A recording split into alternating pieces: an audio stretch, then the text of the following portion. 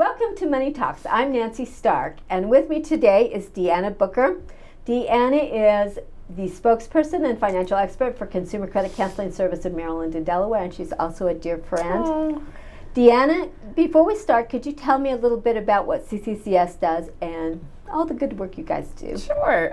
We are a nonprofit community service organization. We specialize in financial literacy education and just all sorts of financial counseling, anything that folks might need: budget counseling, debt counseling, housing counseling, anything.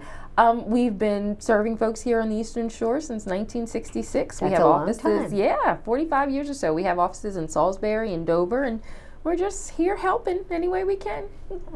And you do help, and a lot of the things that CCCS does are free. Yes. Which is amazing. Yes, yes, yes.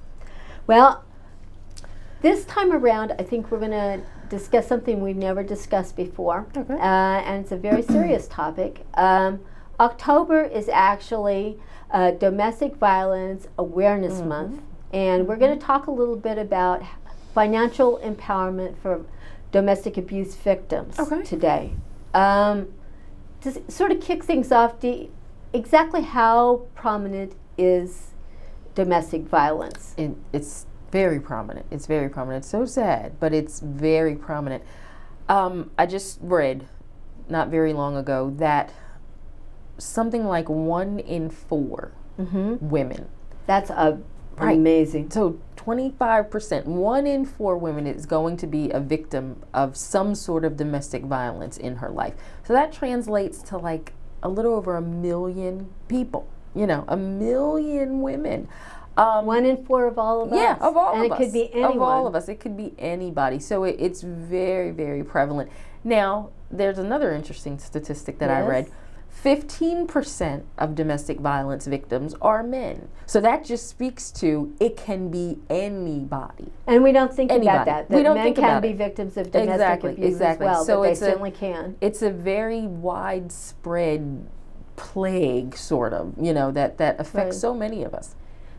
With that said, I think a lot of times when people think about personal finance and they think about that as an issue as far as domestic violence, they don't think of the two being linked. What is the link between the two issues? Well, I think the link is there's so much, the connectivity is there, but it's in a negative way. It's because abuse victims aren't, for lots of reasons, able to, you know, handle the finances, know about the finances, have any sort, maybe just of basic fundamental kind of money management things. You know, they aren't allowed to. They get, that part gets taken away from them. Gets taken away or gets kept from them, or they get kept from it. So I think the link is, you know, it's because they are being purposely driven down and purposely trod upon so that they aren't able to make financial decisions, to handle their finances, to manage their money,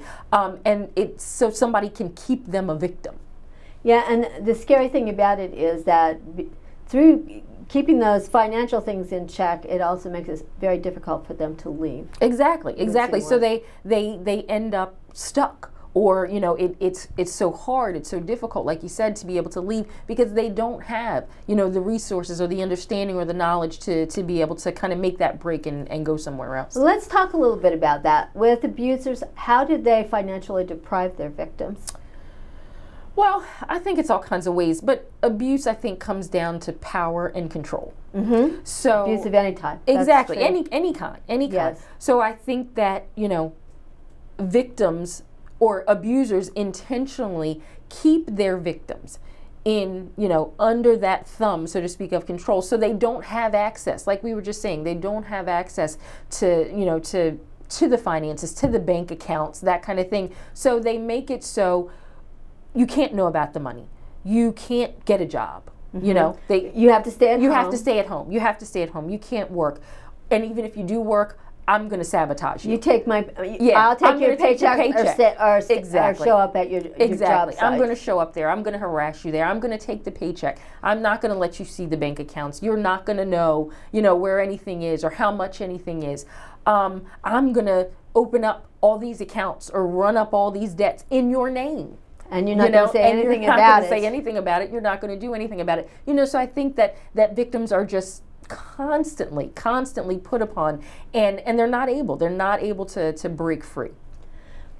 Sort of tied into that, and you can certainly see why in certain ways, but is it true that with abusers, a lot of times women or men who are victims have a hard time gaining financial education and skills? Well, I think so, and I think it's because their abusers don't want them to have those knowledge skills. Is power. Exactly. Yeah. So if there's a saying, if you knew better, you'd do better. Victims would be able to make some changes and move on with their lives and to do other things, but their abusers aren't going to allow them to do that. And especially when it comes to finances, because there are so many, it's such a key, to being able to shape our lives the way we want to. So abusers certainly aren't going to allow their victims a lot of times to be able to gain that education or gain that knowledge or access those resources. And it just makes it hard to be able to get out. Absolutely. Well, I've had friends, close friends, that have been in abusive relationships. I think almost all of us have at one point or another. And one of the things that I have noticed, and I can certainly understand why, is that they have a very difficult time leaving the relationship, even though it might not be a healthy relationship or a safe relationship for them. Why would you say that is? Well, I think that is because, you look around and you say, well, how am I going to be able to afford, if I'm financially dependent, how am I going to be able to afford all the things that are going to come if I strike out on my own? I'm used to being able to to have this or that paid for. How am I don't have enough of an income stream. Maybe I do have a job, but I'm only working part-time, or maybe I don't, and I don't have any benefits or any resources. And I think a victim probably feels, how am I going to be able to care for myself if you add children to the mix? If I have that makes children, it even more how am I going to be able complicated. to care for my children? If I take them and we go, what am I going to do? How am I going to be able to afford all the things? So I think sometimes victims stay in those abusive situations because they weigh, is it financial security, even though I'm in this abusive relationship, or poverty, if I leave. It's a hard choice to so. leave under that situation. I think so. We're going to come back and talk a little bit about that in a minute.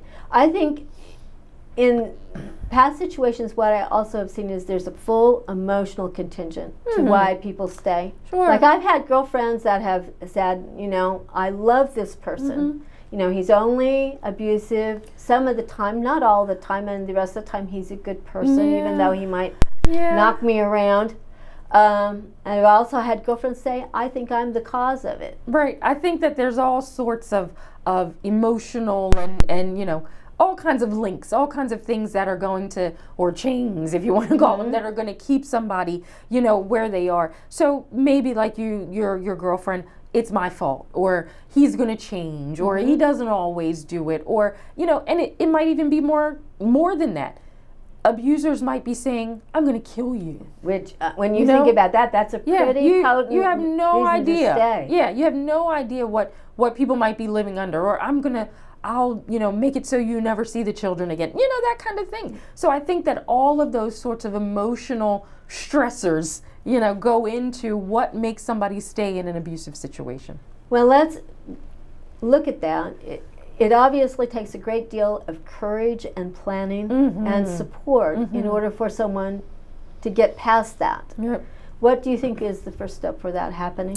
I think you're absolutely right about that. I think the first step is for anything, any sort of abuse, I think that main first step is when that victim says, I'm not going to be a victim anymore. That's a hard thing to do, too. I think before and of course there are financial aspects and all sorts of other things, like you said, the planning that has to come in, but I think that is the first step. Coming to that realization that you can't take it anymore. I am not going to accept this, anymore, and then moving forward. So I think that one of the things that I think victims have to do, once they make that determination, once they say, I'm not going to go for this anymore, then it's about making sure they're ordering their steps and they know where I need to go to get this, what resources are available, what are going to be my next parts of this plan when I really do get out here, because those are the things I think you've got to have that set before you get out there. That makes sense to me as far as that goes. And I think along the way, probably what you're also having to take a careful look at is that you stay safe while you're going through it. Exactly. And that's a hard one. Exactly. Safety absolutely first. Absolutely. Absolutely. For you and for your children. Especially for your children. So that's something that along the way, whether you're planning or you're not planning, you have to constantly be aware of. You do. We talked a little bit, and I know in reading about this, one of the main things that experts recommend is that victims, before they leave, they have an actual financial plan in place.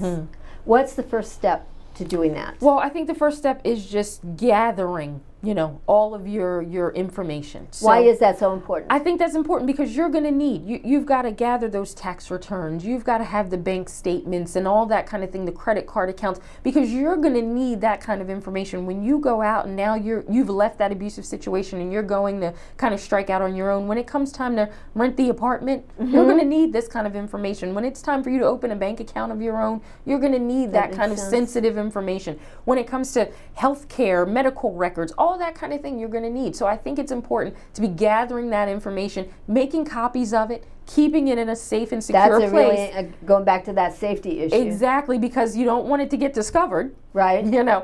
So keeping it somewhere secure, but I think that's a big first step. Well, and I think the things that I've read as far as in making that evacuation box, in a way it's like preparing for a hazard. Yeah, in a absolutely. way. One of the things that I read is that it's helpful if you can't keep it at home, that you can maybe give it to a family member or a friend. You've got a close friend who can keep it for you, or a family member, or maybe you can, you have access to a safe deposit box, somewhere where you can keep that stuff safe because you're going to need it. When it comes time to go, you're going to need it. It also seems like one of the things that you're going to need to do is make a financial assessment. Sure. How do you go about doing that? Absolutely. You really have to take stock of where you are right now financially. So, are you working? Do you have a job? How much income do you have? Do you have any money set aside? If you're, so you got to think about where you are now and what you have, what you already possess. If you don't have, that's where I was going. If you don't have, you've got to be doing that research and finding out, well, I don't have, so what benefits are out there? What can I qualify for? Can I get food stamps? Can I get emergency shelter? You've got to be looking at that kind of thing. And then a third thing, you've got to be thinking about, what am I going to need in the future? When I do get out. And that's a hard one. Right. Especially if you haven't lived on your own before. Exactly. What am I going to need? What are the expenses that are going to come? What resources do I need to be lining up? And that's where I was kind of going, where I was going a moment ago. You want to make sure you have that sort of thing lined up first. So you've built up a system. It's a support system. Exactly. So is it family? Is it friends? Is it your church, or is it community groups, legal aid, shelters, whatever it is? Where am I going to go when I get out here, so you're not out there floundering around? You've got that support set up. And you have to be thinking in terms of, if you've never worked before, or if you're only working part-time, if you're not working at a job that can pay you enough to take care of you and your children, you have to be thinking in terms of, what can you do for a job? Exactly. Where are you going to get that extra income? Where can I go? Exactly. Where can I go? Do I need to go somewhere where they're going to offer me some sort of training? Where can I get the income in the meantime? You really do have to be thinking about all those things. And the same thing along with that, housing. Housing, absolutely. Absolutely. That's a huge thing. A huge thing. Luckily although domestic abuse victims, a lot of times they're not aware of it, there are options out there for both of those things, for job training, for job opportunities, also from the point of view of shelters, groups that actually are geared towards helping women or men who are in trouble. Exactly. There absolutely are. There's a national sort of hotline, a national domestic violence network kind of hotline, and you can call them. You can call them at any time for all of those kinds of resources, all of that kinds of help to find out, in your area, or maybe you want to go to the next town over, what's local, what's around me. Their number is 1-800-799-7233, and you can call them and, like I said, get that sort of help. Those resources really are out there. That's the National Domestic Violence Network hotline. That's an excellent resource, Deanna. One of the things that I've read, and it makes full sense, is that women need to put away, if at all possible, to put away extra money on their own ahead of time if they're thinking of leaving. And that makes sense from the standpoint, if you get out there and you don't have the resources, you're going to maybe be stuck having to come back. Right, but then and I think I see where you're going. The question becomes, though, if your abuser is in control of all that money or all the money, how do you get it? How do you put some aside? Right? We're following each other.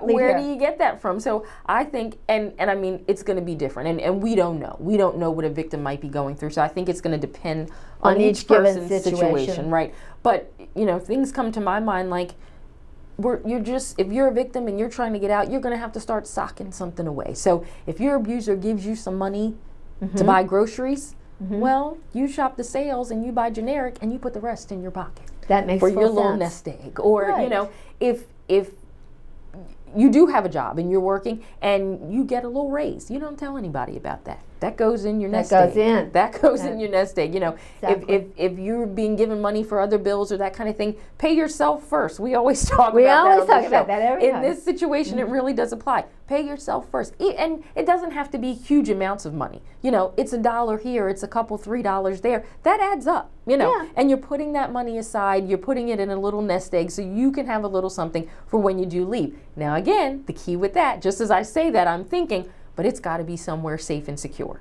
It's got to be in a place where nobody, especially your abuser, would be able to find that. You don't want to, you know, that could bring down more trouble. So you want to make sure you keep that thing, that kind of thing, somewhere safe and secured where nobody's going to find it. Not to mention if they find it, you're not going to keep it. Exactly. Yeah, it'll be taken from you. And that brings up an interesting point. One of the things maybe that you want to do is open your own checking and savings account. But if you do that in dealing with having the statement, if it's sent to your home. Right. So that's why I said everybody's situation is going to be different, you know, and so I think it just speaks to the amount of thought and planning that has to go into something like this for a victim, because you do have to think about those things. You do want to be able to open a bank account, but where are you going to have the statements going? The bank's not going to go for it if you got one address, but you're giving them a different address that's in the statement, you know. So you really do just have to think and plan, and that's why it's also, and we just said this, but going back to it again, it's important to have some support. It's important to have that family member or friend, somebody you can work with and depend on and help you through it. Deanna, what other financial steps do you need to take? Well, I think the other main step is to just get some help. Get some help learning about... Learn as much as you can. Exactly. How to manage money. How to, you know, how to deal with a checking account, a savings account. All of those kinds of basic, fundamental, you know, money management skills.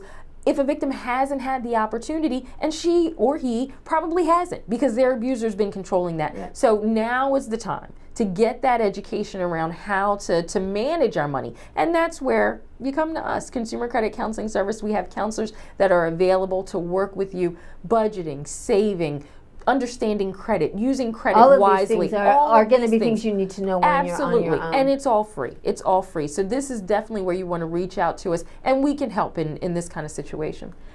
For folks that want to do that, who want to come in, and you can help them review their credit reports or learn about budgeting. Absolutely. How do they reach you? Just call us, 1-800-642-2227. We have counselors that are available to do counseling sessions over the phone. If you wanted to go into one of our offices here on the shore in Salisbury and Dover, see somebody face to face, we're available. We're available. That's a wonderful, wonderful resource. Yeah. Well, at this point, folks, I think we're going to turn and shift our thoughts a little bit to another topic, and this topic is certainly applicable for domestic violence victims, but it's really true for all of us. We're going to look at credit scores, how to understand them, what they involve, how to improve them maybe if you need to. Deanna, starting out talking about credit scores, exactly what is a credit score? A credit score is, it's like a snapshot. It's like a numerical snapshot of your financial picture or your financial health. And that snapshot, it's kind of the lens, so to speak, that a lender views us through. And they use our credit score in determining whether or not we qualify for a certain loan or credit card or service, whatever it is that we might be applying for. And also, our credit score serves for lenders as a calculator, so to speak, of how much risk they're going to incur by dealing with us or by lending to us. So it's just a number. It's just math. Ah, well, exactly how do credit scores work? Well, like I said, it's a mathematical model, and the lender is using that credit score. Are they all the same? Are all credit scores the same? Well, no. Credit scores range from about 300 to about 800 or so. Every now and then you'll see an 850.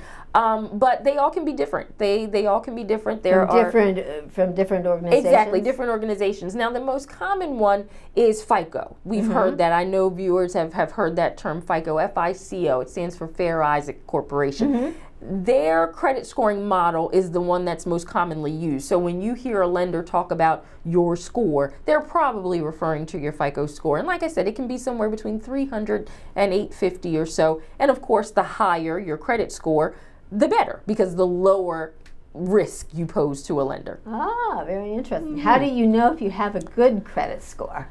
Well, a credit score of 700 or so or higher is considered decent. It's considered acceptable. It's considered good, because that paints a picture You're going to be able to get a loan. Exactly. That paints a picture of decent financial health to a lender. Now, you talk about a credit score that's 600, lower than 600 even, then you're getting into areas where it's not so good and you might be rejected, for those loans or those mortgages. Right. And if you aren't, the interest rates that you're going to pay are going to be out of this world. Really high. Yeah, very, very high. Well, how does FICO go about determining your score? Well, there's a bunch of factors. The main one, though, is your payment history. Your payment history makes up 35%. That's a really significant amount. It's a whole lot. It's over a third. More than a third. Your payment history is 35% of your credit score. So I can't stress enough how important paying on time is. It's huge. It's huge when it comes to how your score is going to be determined. Also, paying in full, I would think, would be important.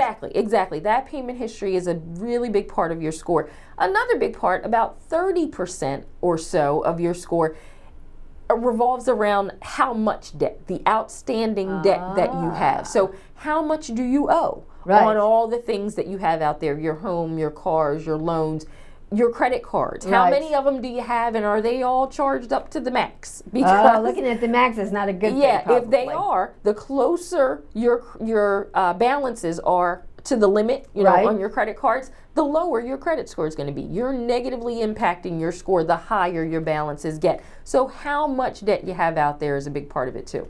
Dee, are there other financial factors that are involved? There are. About 15% of your score is based on the length of your credit history. So how long have you been able to demonstrate that you can successfully, manage and maintain good credit? Right. So that's a part of it. Another 10 or so percent is based on the types of credit that you have. So your credit cards, your retail accounts, your installment loans. How many different loans, ways you use types, credit. Exactly, different types of credit. And again, the more varied your credit is, the better, because again, that's showing to lenders that you can successfully manage and maintain different types of credit. You didn't just have the car, but you had the car and the loan and the house. And you were able to pay all of them. Exactly.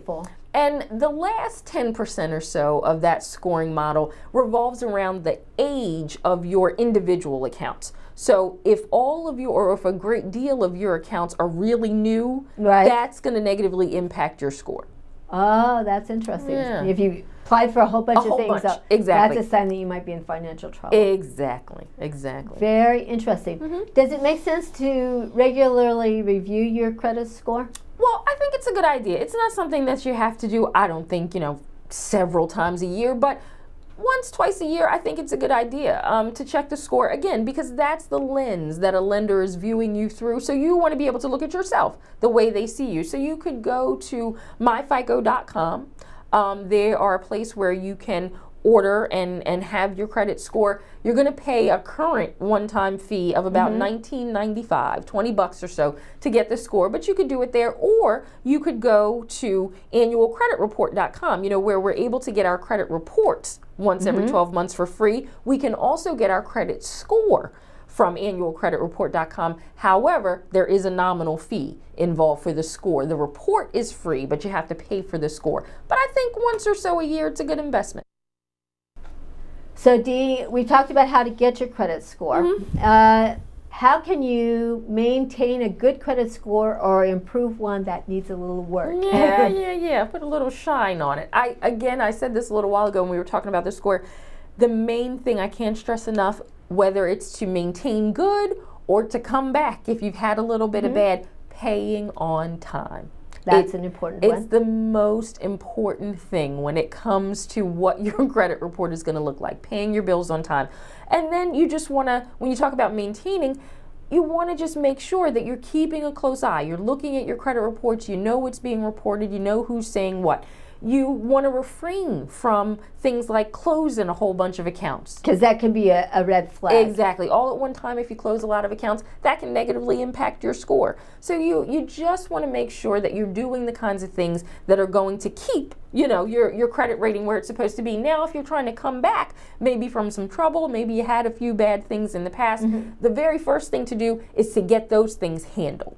Not just ignore them. Exactly. You can't just ignore them. They're not just going to go away. You have to get them handled. So whether it's paying them off, you know, contacting those creditors, making some arrangements, getting those debts handled, but then you switch over into the maintenance side of it, which is, okay, from now on, I'm paying on time, I'm doing the things that I should be, I'm not applying for credit that I don't need. That's a big part of it, a big part. You only want to apply for the credit that you absolutely have to have. You don't want to make a lot of unnecessary inquiries.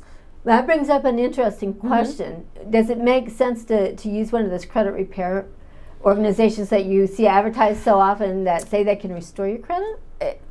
I say no. And I say no because those agencies aren't going to do anything that we can't do for ourselves. They're not going to do anything that we couldn't do on our own. They're going to make a lot of promises. They're going to charge us some really hefty fees. But they can't do, if their information is accurate, they can't get it taken off. They can't do anything that we can't do ourselves. And that's a great point that you make. Nobody can remove accurate negative information from your credit report. So if it's bad, but if it's true, you've got to do something about it. Nobody can get it taken off. And don't let anybody tell you they can, because they can't. That's they can't. A good point. So just like they can, you know, dispute items on your credit report and that kind of thing, we can do that work ourselves, and it doesn't have to cost us anything.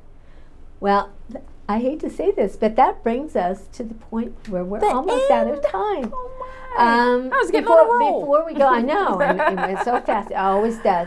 How can folks in the audience contact you at CCCS if they want some help looking at their credit report, or if they're having financial difficulties, they want to try and get their debts in line? How do they do that? Absolutely. They just have to call our 800 number. It's 1-800-642-2227.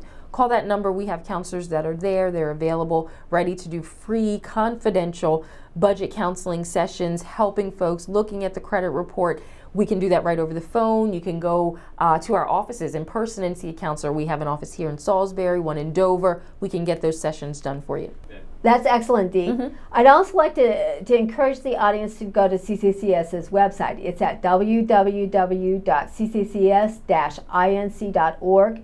They have a number of tools, including an understanding credit reports and credit scores modules, like an online course that's for free, and podcast that's for free.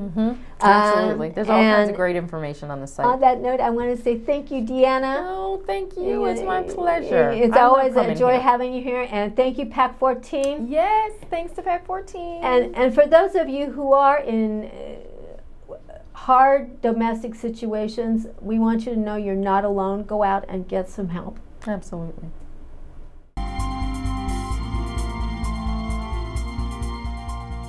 Would you like to see your community organization or nonprofit group featured on PAC 14?